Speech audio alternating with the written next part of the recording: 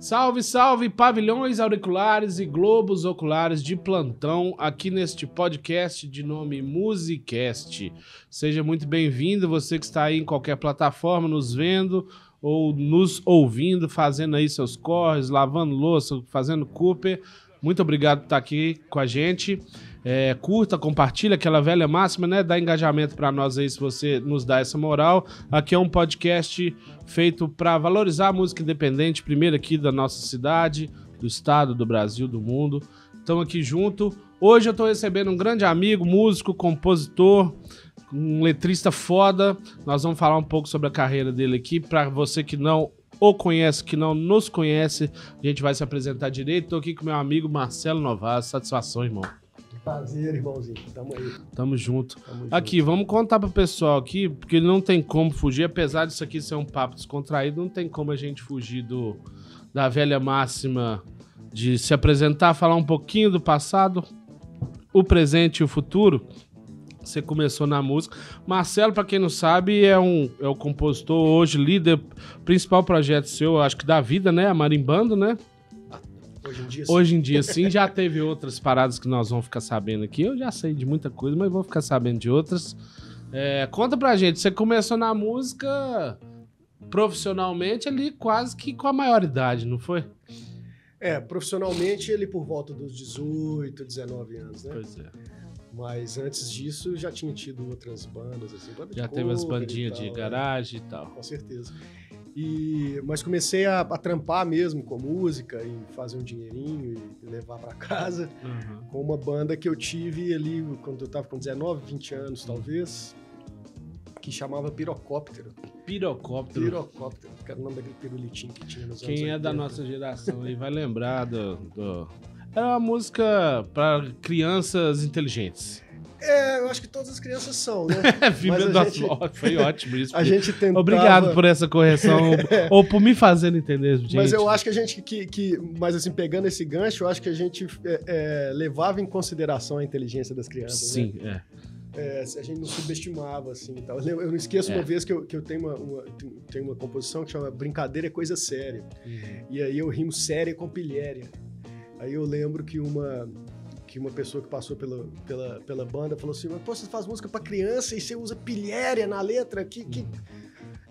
Como assim? Eu falei, pô, é a chance da criança perguntar, papai, o que é pilhéria? Aprender, mas e a chance do pai ou a mãe olhar no dicionário o que é pilhéria. Não, nesse caso é a chance de todo mundo aprender o que é pilhéria. O que é pilhéria, né? Então, assim, é uma banda que a gente fazia rock and roll pra criança, assim.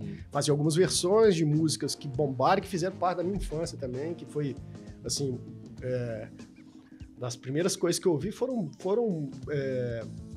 bandas infantis, né? Projetos voltados especificamente para criança. Eu me realizava muito, brincava demais nesse projeto. A banda durou mais de 10 anos. E aí a gente fazia versões e também fazia música autoral. Sim. Né? Então eu tenho esse trabalho também, que inclusive quando a gente estiver falando de projetos futuros, a gente retoma porque um ramo, assim, uma área que eu quero voltar a me dedicar, porque eu gosto muito, e agora eu tenho sobrinho, sobrinha novinho em casa, e aí eu sempre compus nesse processo da interação com as crianças mesmo. Assim. Entendi. Na prática ali, a inspiração, ela fica mais aflorada mesmo, né? Fica porque vem da própria criança, né? As tiradas e tal, que a gente... Mesmo mantendo o máximo do nosso espírito infantil, a gente não consegue atingir aquela maravilha que é a cabeça de uma criança, né? E aí elas têm umas tiradas que... Eu tenho uma música que eu compus com a minha sobrinha que hoje tem 21 anos, a Júlia, mas ela tinha 5 anos na época, é uma música que eu adoro. Essa não foi gravada não, chama Passarinho, é inédita ainda. Que legal. Eu pretendo... Eu tenho até uma gravação dela, mas ela não foi... Se estiver precisando de um produtor pra ela, tá? Pode deixar que eu sempre te chamo, você sabe. Aqui, não querendo me corrigir, porque acredito que todo mundo entendeu, minha frase realmente foi mal colocada para crianças inteligentes, você sagazmente responder que toda criança é inteligente, mas porque geralmente esse nicho de criança infantil tem muita coisa que é como se fosse... porque é diferente de infantil para, sei lá, é como se fosse tudo maternal, né? Aquela coisa do linguajar, mas como se estiver falando para um bebezinho. Quando eu quis dizer criança inteligente, é tipo assim, partindo desse princípio, né? Sabendo que toda criança é inteligente. Porque tem muita música infantil, aqui não é nenhuma crítica específica, que ela não é muito para fazer ou pensar um tipo de reflexão. É mais quase que um entretenimentozinho, uma brincadeira em forma de música, o que às não vezes é muito problema. pedagógico, né? Pedagogiza-se muito assim, as músicas. E a gente, como eu te disse, né? Eu quando eu não imaginava isso, né? Eu fui chamado para entrar na banda e aí eu comecei a compor música infantil a partir desse convite, né? Então eu não tinha uma experiência. E foi natural também, não foi eu entrei e virei compositor porque eu já compunha e tal, e pra mim, falei assim, pô, tô nessa onda aqui, vou fazer música pra esse universo, e fui fazendo a partir dessas pesquisas com a interação com as crianças. E então, como partia muito das curiosidades, das ideias, das necessidades, surgiu um pouco do clichê, assim, do que dessas músicas que tratam a criança mais como digamos assim, como um ser mais passivo, né? Claro, a criança está em construção como todos nós estamos a vida inteira, né? Mas eu procurava colocar a criança ali no centro. Então, assim, a gente gravou um disco, o disco também tinha o nome de Brincadeira Coisa Séria.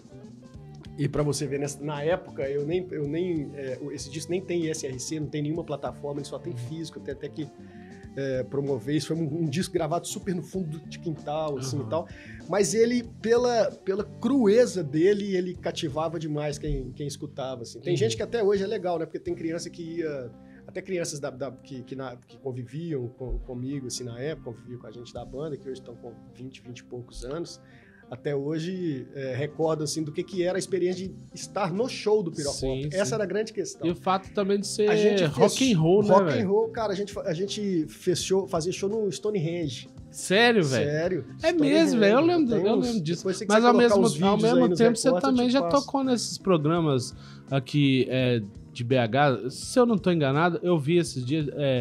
Deu uma nostalgia danada, o programa da Tia Dulce. Não, Tia Dulce não. Tia Dulce eu fui nele até. Mas não tinha uns programas... TVX, velho, que era a Rúbia. Que era a Rúbia e Popó. Caralho, eu vi a Rúbia esses dias, foi aonde? Que eu acho que ela tava apresentando algum evento no do Dia das Crianças, tava rolando Tubarão Martelo, inclusive já... Ela é uma contadora de história muito boa. Inclusive meu amigo Claudinho Fraga, tô convidando ele pra vir aqui participar, que é o músico, né?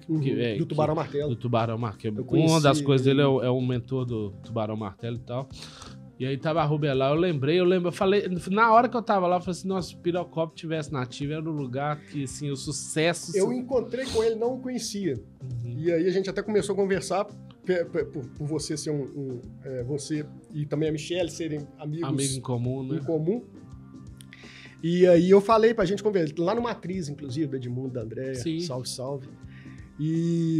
E aí eu falei com ele do Pirocóptero, ele lembrou, ele falou assim, cara, quando vocês faziam isso, o mercado era outro, completamente diferente. Hoje é um mercado que está super aquecido, com uma demanda super em alta.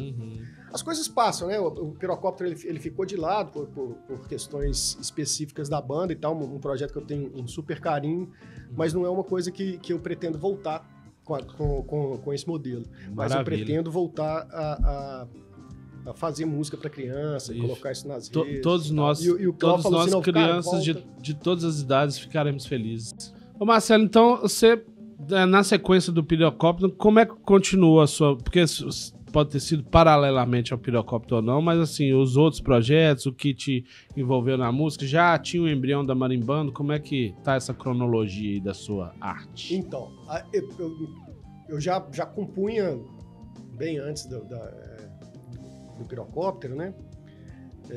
Músicas de temáticas outras que não a temática infantil.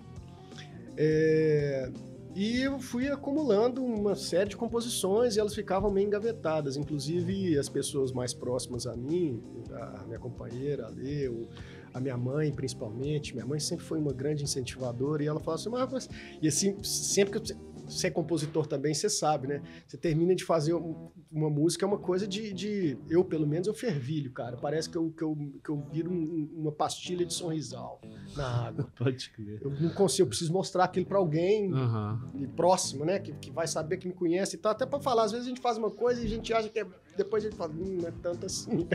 Mas na hora que você termina de fazer, dá um êxtase, assim, que eu sempre mostro. As duas pessoas que eu sempre procuro pra mostrar, assim, é minha companheira e minha mãe. Sempre mostro pra elas. E aí, sempre que eu mostrava pra minha mãe incentivadora, eu falei, muito bom isso, não sei o quê, na maioria das vezes, né? Às vezes ela fala assim, você não tá tão boa, mas na maioria das vezes, incentivando, ela fala assim, tá, mas e daí? Você vai ficar com isso engavetado? Eu falei assim, não, uma hora eu tiro isso do papel, uma hora eu tiro da gaveta, aliás, né? Sim. E aí, continuei compondo durante esse tempo todo que eu tive envolvido com música infantil. E aí a banda foi entrando naqueles processos que você também sabe como que é processo de banda, né? Que é uma coisa bastante desgastante. E a banda foi entrando numa fase assim que a gente foi cada um procurando o seu caminho, a pirocóptero eu digo, né? E aí foi justamente nesse momento em que a gente estava encerrando, na verdade a gente nunca chegou e falou assim, acabaram as atividades. Mas nesse momento que a gente estava fazendo menos shows e tal, eu comecei a sentir a necessidade de trabalhar essas músicas que estavam engavetadas assim. E coincidiu com uma vontade que também estava aflorando no Tiagão, né, que hoje é o flautista da Marimbando.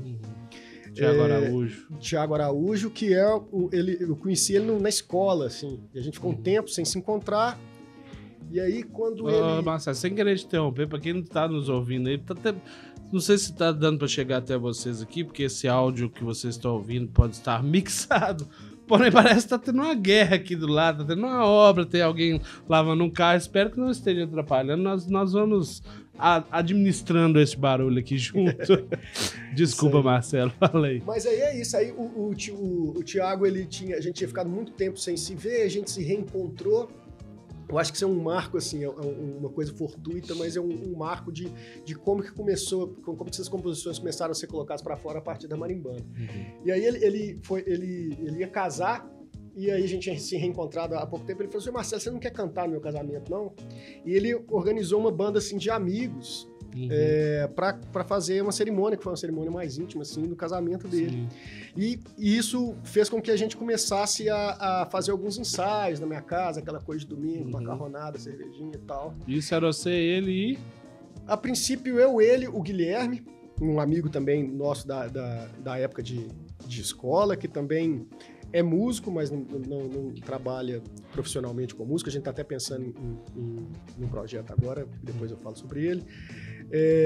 Mas da Marimbando, Tiagão, por enquanto. Não tinha um terceiro elemento do que viria a ser a Marimbando ainda não. E aí foi essa curiosidade. Então, aí eu mudei para um apartamento, mais ou menos nessa época, nesse período, eu mudei de casa e o Gabriel Marques, ele era meu vizinho, era um amigo também da época de faculdade, e ele era meu vizinho. Então a gente se encontrava quase que diariamente. E a gente começou a fazer encontros para trocar ideias sobre música mesmo, e tocar um violão ali, mostrar composições e pensar. E o Tiagão foi chegando também nesses momentos, e aí um belo dia estávamos nós três na minha casa, e a gente fez... Aí o Thiagão tá falando sobre isso, sobre música, mas que ele só animaria de entrar no projeto se fosse um projeto autoral, etc e tal. E a gente começou a falar de composição e tal, e o Thiagão, nesse dia, tava na carteira dele, ele tinha uma letra, que ele tinha... uma poesia que ele tinha feito chamada Rara Furta Cor, que eu acho que é a 4ª faixa desse disco da Marimbando. Nós vamos falar desse disco. E aí tinha o Rara Furta Cor, a letra ali, e naquele dia mesmo a gente tomando a cervejinha, conversando, no final da noite, Rara Furta Cor, ela estava pronta exatamente como ela... A estrutura dela já foi feita ali. Com aquela letra, que é uma letra maravilhosa, uma letra grande, assim, e tal. Então, aí acabou que eu... Gabriel e Tiagão assinamos a composição dessa... E aí foi muito legal, fluiu muito bem, e a gente começou a ter mais encontros desses, e aí a gente falou assim, por que a gente não monta uma banda e tal? Aí o Gabriel, que é um cara muito dos movimentos de rua de percussão aqui de Belo Horizonte, né? Ele tocava no Tira... Nessa época ele tocava em 300 grupos, assim, no Tiro Queijo, tava no Maitá, tava no Pata, enfim... Ele chamou o Luizito, que numa dessas oficinas aí de percussão, o Luiz Prestes, aliás, primeiro ele chamou o Érico Grossi, numa dessas oficinas de percussão eles se encontraram e falou assim, e ele também estava afim de entrar para um projeto assim, de tocada coletiva. E depois a gente chama até o Gabriel de RH, porque ele que foi, ele que foi recrutando. Foi recrutando as pessoas. Aí o Luiz Prestes também, o pessoal conhece muito como Prestes, pra agenda marimbana é Luizito. Ele também estava numa desses talvez blocos de carnaval, não sei onde que ele estava. Ele sempre foi um entusiasta desses movimentos. Você né? quer achar eles no carnaval, em algum bloco você vai achar. E aí ele entrou tocando baixo, né? Que já era baixista de outros projetos. Que já era baixista e continua sendo, né? Sim. Baixista de outros projetos. Agitador cultural aí também. Teve aqui. Teve aqui? Ah, ele já teve aqui, maravilha. Aqui. Ele é fundamental ele foi, se eu não me engano, ele foi meu segundo convidado, cara. E o papo, imagino que deve ter fluído demais, né? Com certeza. É uma pessoa muito boa de conviver, assim. Sim. E aí marimbando virou essa... Então, assim, nessa transição, eu tava meio acabando uma banda e tal, e passei a me dedicar muito de corpo e alma mesmo a esse projeto. Então, e mais tarde, a gente gravou um EP em 2020. Não, mas antes de chegar no EP, esse embrião aí, essa coisa da Rara Furta Cor, ainda não era marimbanda. Você já fala, vamos fazer uma banda. Quando que foi esse marco assim? Vamos chamar marimbanda? Ou teve outro nome? Esse já foi o primeiro nome? Esse foi o primeiro nome. Antes era uma banda sem nome mesmo. Tinha Rara Furta Cor Tinha Rara Furta Cor mais estruturada e outras pegadas ali. E várias composições que eu já tinha ali. Algumas coisas que eu comecei a fazer com o Gabriel também, que ele achou uma maravilha, ele nunca tinha composto. No dia que ele compôs a primeira música, eu falei assim, não, então é assim, vamos fazer mais. Pode crer. Aí a gente fez algumas parcerias também, algumas coisas que eu já tinha de repositório também foram incorporadas, algumas coisas que têm essa característica, né? Que elas foram... Mas a gente começou muito para utilizar a música como um veículo nosso de interação com o nosso tempo e conosco mesmo, assim, para a gente pensar a realidade conjuntamente a partir da música e tal. Marimbando tem muito disso. Além de ser um grupo musical, é um grupo muito de troca de ideias filosóficas e de construção de mundo. A gente tenta pôr em prática as coisas que a gente verbaliza, assim. Sim. Então a gente foi mais uma coisa. Sabe quando você encontra assim com uma galera para jogar uma pelada? Então começou assim, a gente ia pro estúdio para bater essa pelada semanal, a gente ficava 4 horas dentro do estúdio do Leandrão lá na Serra, que nem um estúdio que ele aluga não, mas pros amigos ele alugava. E a gente ficava lá 4 horas, levava isopores com cervejinhas e afins e ficava lá fazendo isso semanalmente. Era a peladinha do fim de semana. Era peladinha do final de semana. E aí a gente começou a se apresentar, as pessoas passaram a ver ali nesse projeto uma identidade. A gente começou a acreditar e falou assim, então vamos correr atrás agora, então, de pelo menos ter um nome. Se a gente vai tocar, ter um nome, a gente tem que ter. Porque tem gente que... já tive outros exemplos assim, que quando você vai gravar e vai registrar ou vai fazer um show pela primeira vez, aí que você fala, peraí, agora tem que ter um nome. Tem que ter um nome. Marimbando foi mais ou menos por aí. Aliás, esse nome é um nome... que a gente estava marimbando já pro nome, a gente só precisava de um nome, né? Porque eu não conhecia essa expressão, o Thiagão chegou com ela uma vez. Marimbando tem vários significados para quem ouve, cria até uma curiosidade, né? Para quem é da área da música e conhece um pouco, já pensa logo na marimba, que é o instrumento, né? Que a gente sempre tem que falar que não, que a gente não... Tem gente que confunde trocadilho, é marimbondo, não, marimbardo da marimba, e tem um próprio verbo marimbar, que é tipo, você me contou uma vez... Em Portugal, marimbar, ele tem um significado meio tô nem aí. Mas tem também o significado de vadiar. Tem o significado de jogar o jogo de marimba, que tem um jogo de cartas, que é marimba, isso é mais do Rio de Janeiro ali, do século XIX. Então, mas nem sei como que esse nome apareceu na cabeça do Thiagão e a gente já tava... Ele tava marimbando. Assim, a gente já tava marimbando. E nome de banda é um negócio assim, no começo a gente acha meio estranho, depois, pensa, Paralamas do Sucesso. Não, a banda reconhecida, a primeira banda reconhecida do mundo, os Besouros, né, velho? Os Besouros. Não é muito... Vai fazer o quê, né, gente? Pois é. E aí ficou a marimbanda, assim, a gente assumiu. Tem a marimbanda, né? Que é uma banda excepcional. Que sim, eles têm marimba. São músicos fantásticos e tal. E a gente até perguntou assim, será que não pode causar essa confusão? A gente falou, não, tem uma letra ali que diferencia. Inclusive, a gente chama de marimbanda de a marimbanda, não de o marimbanda. Que aí já pode virar uma musa, um trocadilho para amar em bando. A marimbanda, que tem, inclusive, uma poesia que chama a marimbanda, que eu já vou até adiantar aqui, que ela vai ser... Vai ser um remix que a gente vai fazer de uma das músicas desse álbum, ainda é uma surpresa, com a participação do Tom Zé, que é uma poesia minha chamada Marimbando, que eu fiz justamente para esse coletivo que é Marimbando, que eu não falei ainda, que você falou assim, não, calma, depois a gente fala do EP. Eu dei um spoiler sem querer. Porque eu não falei da entrada da Michele, né, da Michele Oliveira, que hoje somos 6. Aí nessa época, o primeiro registro que vocês têm fonográfico é o EP. É o EP. Que foi gravado ao vivo. Que foi gravado ao vivo no estúdio. No estúdio. No estúdio Motor. No estúdio Motor. Do Rafa Dutra, com Rafa, né? Um abraço pra Rafa Dutra. Abraço, Rafa. E aí, vocês fizeram são 5 músicas gravadas ao vivo. São 4 músicas. São 4? 4 músicas.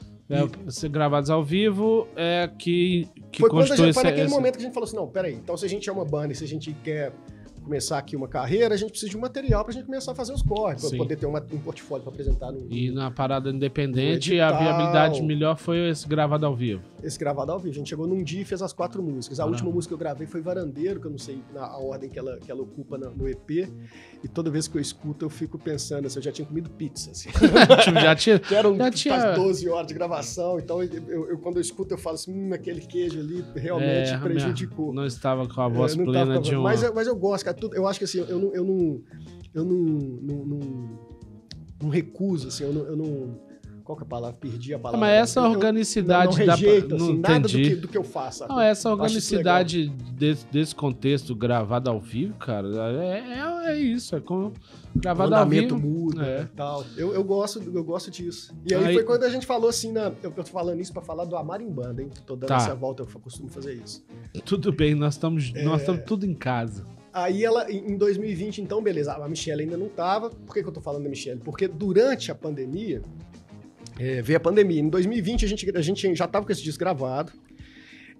E a gente lançou ele em junho, salvo engano, de 2020. E quando começou a pandemia, a gente já tinha... começou mesmo, nos primeiros dias, a gente estava gravando um videoclipe de Algoritmo, que é uma dessas músicas do EP. Sim. E é um videoclipe que tem umas imagens de drone, assim, as imagens que foram captadas, elas foram captadas, assim, nos primeiros dias de pandemia mesmo. Então, assim, foram imagens captadas numa segunda-feira... na hora do almoço, no horário de pico, assim. Cidade fantasma. Totalmente fantasma, as imagens muito, muito impactantes, assim. Inclusive, quem estiver escutando, ouvindo, quiser dar uma olhadinha aí. Sim, nós vamos indicar os clipes todos. Bem interessantes. E aí fechou tudo. A gente, na hora que a gente estava começando a colocar o bloco na rua mesmo, tudo fechou. E a gente foi obrigado... Lançamos esse álbum assim mesmo, na pandemia e tal. E a gente para manter a banda existindo, a gente fazia encontros semanais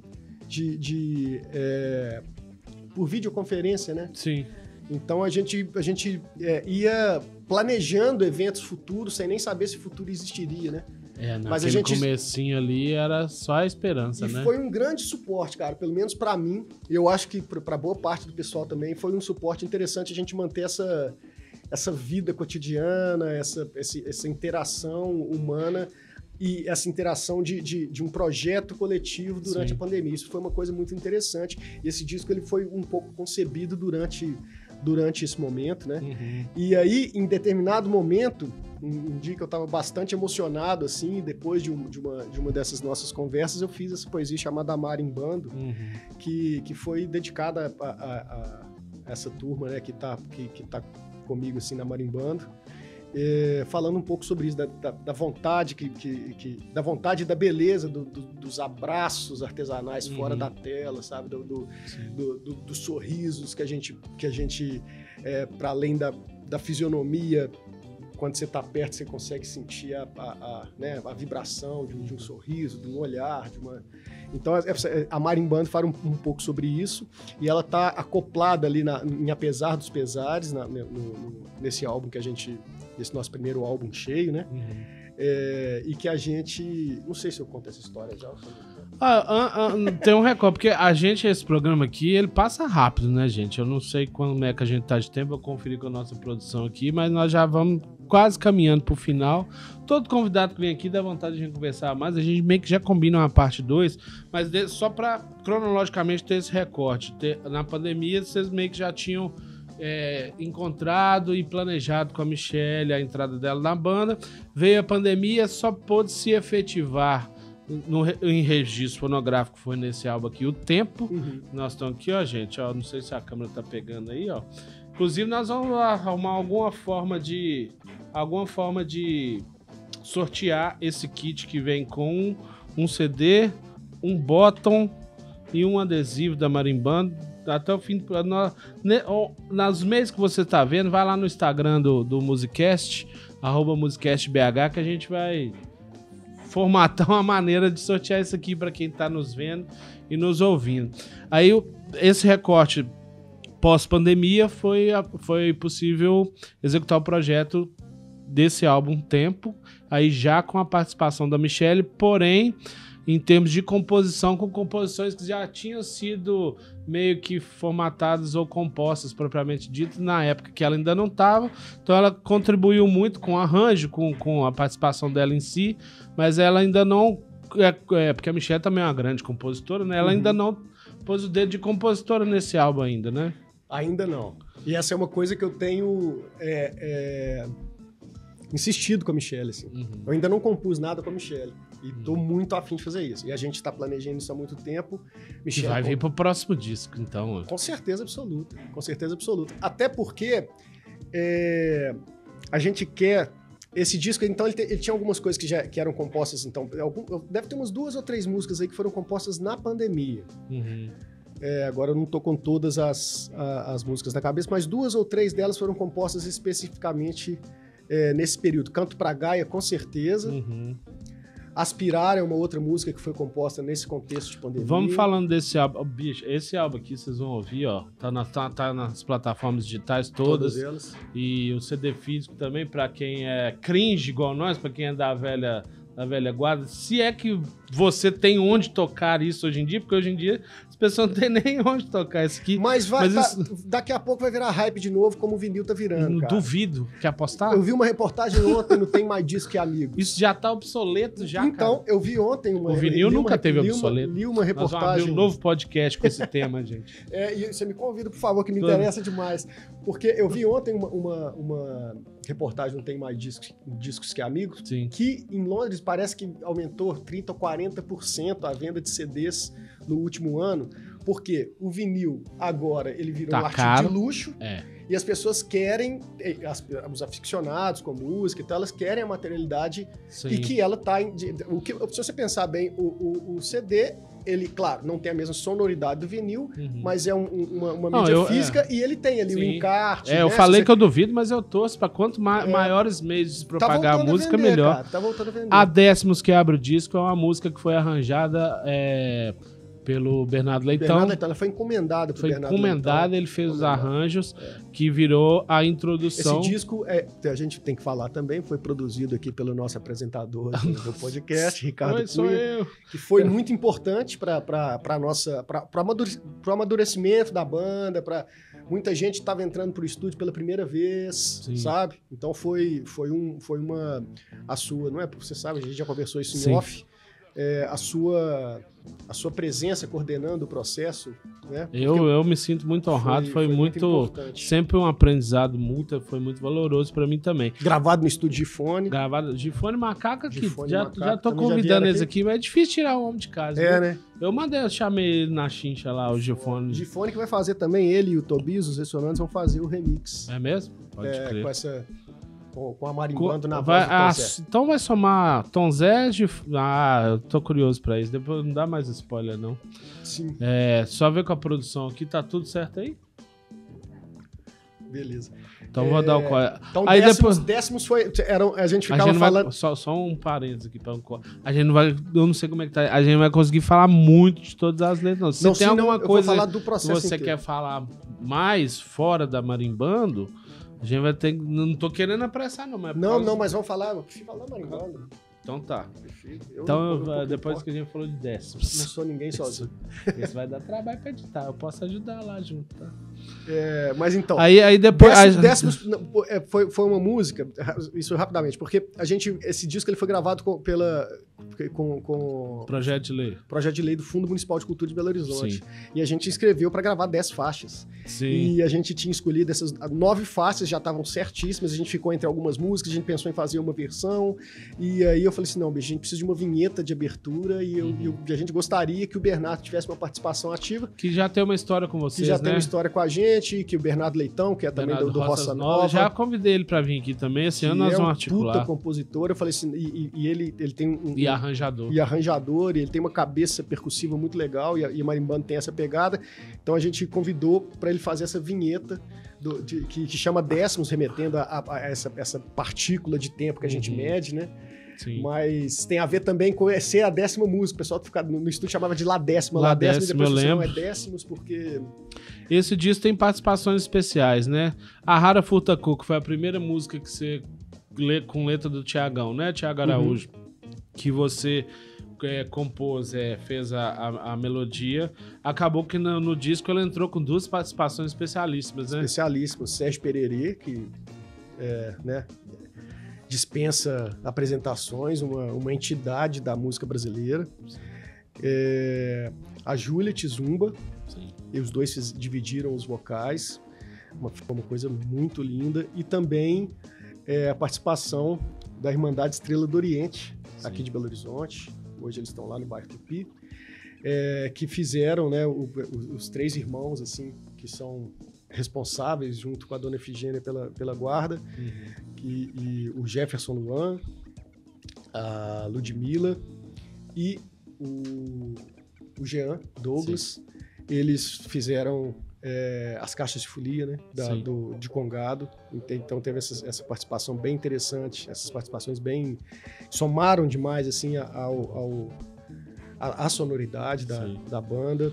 Nesse disco teve também participação do Marcolino, do Marcolino Percussa, que tocou com a gente Didi, né, Didiridu, em Canto pra Gaia, tocou também em Berimbau, e fez um djambê também em Canto pra Gaia. Tivemos o Bruno Titio participando em Apesar dos Pesares. Sim, que foi o pessoal da musicoterapia, na pessoal qual da ele musicoterapia. Não, ele tocou cuíca em Apesar dos cuíca. Pesares, e o pessoal que faz musicoterapia com ele tocou em Hipermercado. Sim. Tocaram Ganzashi, que é um chocalho, né? E o resultado desse disco... Mais participações? Não, foram essas as participações. Foram essas. Não, o Macaco, não, o Fernando Macaco. Fernando Macaco fez violão. De décimos. Teve você tocou também a guitarra em Cinzas participação Blues. Guitarra em Cinzas Blues. Cinzas, né? Na verdade, Cinzas. É porque a gente... Cinzas. Eu tô lendo Cinzas e falando Cinzas Mas ela Blues. chama Cinzas, só que o Mas encarte... ela nasceu Cinzas Blues. Ela nasceu Cinzas Blues e Cinzas tinha mais a ver com o conceito do disco, mas o encarte, eu acho que isso é legal também da mídia física, porque tem lá as peculiaridades e criam as lendas, né, da música e tal. Esse encarte tem, assim, pelo tempo que a gente tinha, saiu ali dentro o título da música, onde vem as letras, tá Cinzas Blues. Depois eu vejo essa. Olha só, então tá lá. Mas é Cinzas, o nome da música. E aí vocês ficaram satisfeitos com esse resultado, pode chamar de o primeiro álbum cheio, mas o segundo trabalho, o primeiro que foi feito assim com produção. Com produção e com gravado mesmo, não ao vivo. Sim, né? Com todo um processo de todo o zelo que possibilita essa produção, esse álbum cheio, amarrou bastante a ideia conceitual, que isso hoje em dia nem é tão usual mais assim, né? Aliás, teve um período, um recorte de tempo recente que não era usual, era até recomendado o oposto de se lançar álbuns muito menos conceituais, né? Acho que até continua, né, um pouco. Assim. Hoje a gente até trocou uma ideia aqui, os meninos da parte que tiveram aqui, a gente entrou nesse assunto e realmente conversando com o Juliano, eu enxerguei, tipo assim, isso foi um recorte que a impressão que se tem que tá se acabando, sabe? Tomara. Assim, nada contra os singles, mas esse trabalho conceitual, ele é tão interessante, eu acho que é um dos valores gigantes que tem desse álbum, né? É justamente todo esse conceito, né? Eu espero que volte, assim, sem saudosismo e tal, né? O mercado se comporta como, né? Enfim. Eu espero que volte porque faz sentido, cara. Por exemplo, você perguntou sobre o resultado. Além de conceitualmente, esse disco chama Tempo, e a gente aborda nele as diversas facetas, né, as diversas esferas dessa ideia humana, que é o tempo, né? Porque o tempo existe a partir da nossa concepção, a partir do que a gente fala sobre ele. Mas existe também um tempo geológico, o tempo do universo e tal. Então a gente tenta amarrar como que essas coisas se concatenam na nossa existência, na nossa breve, curtíssima existência humana. Então faz todo sentido você trocar uma ideia sobre algo tão complexo. Sim. A partir de uma obra, né, de um álbum. Eu, particularmente, eu sou o Spotify nessas retrospectivas que Sim. faz no ano e tal. Ele até me mandou, eu não compartilho essas coisas e tal, mas é porque veio a cabeça aqui agora, me dizendo que eu faço parte de um pequeno percentual dos ouvintes de músicas de música que ouvem um álbum inteiro. Eu ouço álbum inteiros, assim, eu procuro escutar álbuns inteiros, porque, assim, pelo respeito ao trabalho do artista... E a nossa geração foi acostumada com isso através do famoso LP, né? LP. Então, assim, existiam os compactos mais antigamente, mas é questão geracional mesmo, eu acho, sabe?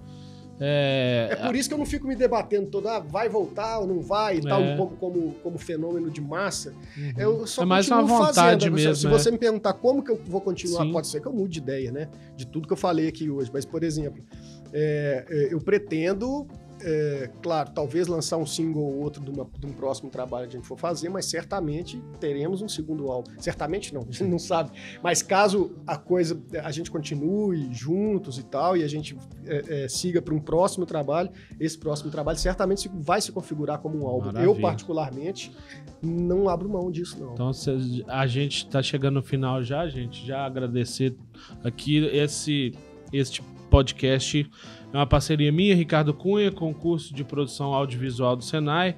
Isso aqui é muito valoroso para a música independente, humildemente valoroso para a gente poder propagar, a gente tentar apresentar grupos e artistas independentes para além das montanhas, para além do horizonte, e fomentar também outras gerações, outras pessoas que estão aqui na nossa cidade. A gente falou da sua história, a gente falou desse disco aqui que é praticamente o presente da Marimbando tá aqui, né? Porque vocês fizeram um show de lançamento legal, mas vocês ainda vão rodar com esse disco por muito tempo até ter toda essa tramitação, mesmo que tenha um avanço de composição ou não, mas a gente sabe que no Brasil, principalmente, toda essa tramitação, esse intervalo entre um álbum e outro, ele é para isso mesmo, né? Pra isso mesmo. Mas o projeto futuro seu particular e da Marimbando? Da Marimbando, Segundo álbum, mas antes do segundo álbum, né, sem adiantar as coisas, sem atropelar, a gente pretende circular bastante com esse álbum, sabe? Assim, circular mesmo. Se a gente tiver oportunidade de tocar em line-up de festivais importantes, massa. Mas se a gente estiver lá na praça do rodar interior... o trabalho é mais importante, saca, né? do rincão do Brasil, eu quero isso. E eu fico impressionado porque, assim, eu acho que nos lugares, os públicos menos... badalados, digamos assim, talvez tenham os ouvidos mais atentos para sua obra, sabe? Sim. Recentemente eu fui fazer uma apresentação pocket, assim, fomos só eu e o Érico, tocar algumas coisas da Marimbando no Centro Cultural Alto Vera Cruz. Cara, algumas pessoas tinham ido no nosso show de lançamento, outras estavam vendo pela primeira vez, e o retorno no tete-a-tete com as pessoas não era um retorno simplesmente, gostei do seu trabalho, não gostei do seu trabalho, era... mais aprofundado. Mais aprofundado, perguntando o que eu quis dizer em determinado trecho da letra.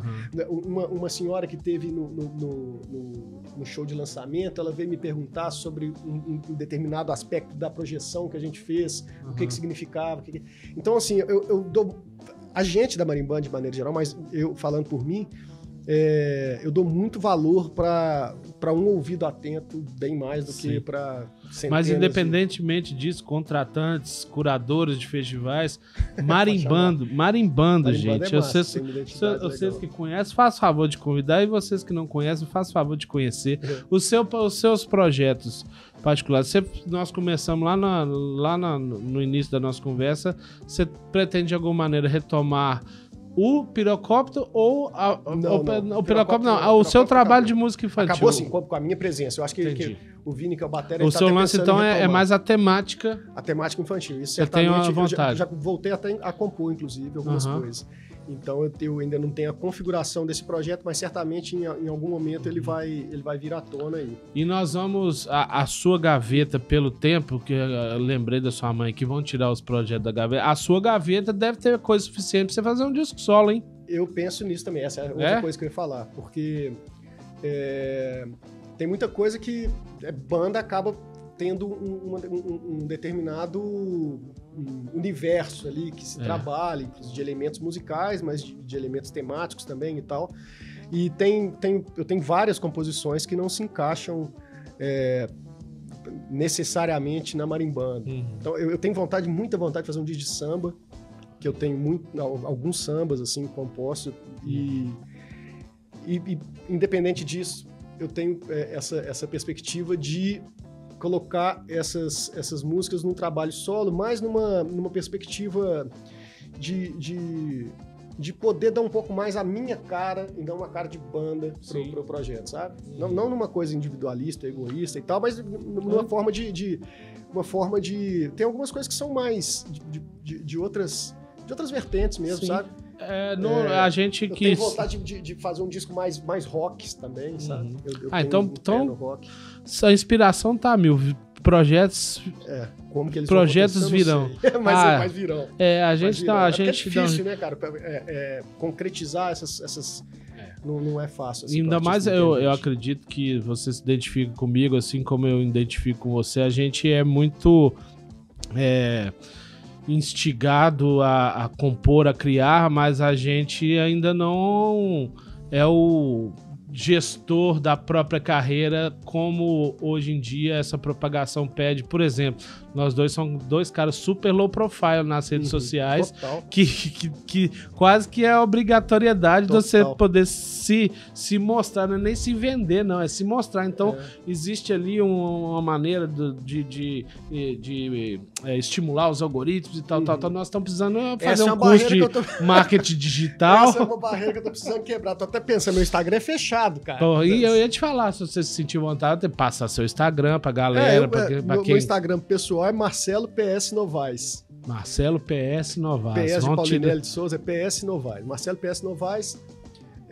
O meu pessoal é fechado, mas pode me chamar lá que eu nós vamos abrir. Se eu tenho coragem de abrir pra você. E da Marimbando é Marimbando _. Marimbando _. Quem quiser seguir a gente. Mas eu tô precisando mesmo, Ricardo. Tô precisando abrir minha conta e mostrar meus projetos. Eu também tô montando um show para fazer solo, com violão e voz, para circular aí pelas casas de Belo Horizonte, com alguns autores que são base da minha formação, assim, que eu gosto demais, sabe? Então seriam sempre 2 compositores a cada apresentação. Então entre eles estão Belchior, Vanderly, Gonzaguinha, maravilha. Tom Zé. Foi bom porque eu não te perguntei sobre as suas referências, já deu uma pincelada. Esse programa, nós vamos fazer uma hashtag aqui, segunda temporada, esse programa tem que ter 1h30, e nós temos que arrumar cadeiras para os nossos câmeras sentarem aqui, as pessoas que estão público também. chamar. A ideia aqui é sempre expandir, lembrando demais de agradecer Tomás Amaral, nosso professor aqui, o curso de produção audiovisual do Senai. Espero que vocês tenham gostado e que principalmente se engajem nos projetos de cada convidado que vem aqui e ouça, porque o intuito maior de todos é esse. Esse aqui não faria nenhum sentido se a consequência, o motivo real desse podcast existir é para propagar, reverberar essa música independente feita aqui por todos esses nossos convidados de tanto valor. E agora nós já estamos na amostragem, eu não lembro se você já tem umas 12 ou 13 pessoas. Esse é o 12º ou 13º programa, não me lembro muito bem. Se for 13 eu vou gostar. Se for 13 é Galo, né? Marcelo do Galo. Depois nós vamos fazer um podcast. Não, a ideia de podcast não falta. Gente, antes que a gente não consiga se despedir, porque a gente gosta demais de falar, né, Marcelo? A melhor coisa da vida. Um grande abraço, sigam nas redes. Fica já o convite para a parte 2, para outras temáticas. A gente se encontra por aí, tá? Eu queria agradecer também a equipe toda que está aqui, atrás nos bastidores. Deixa o que a gente vai assistir agora, que vai entrar aí?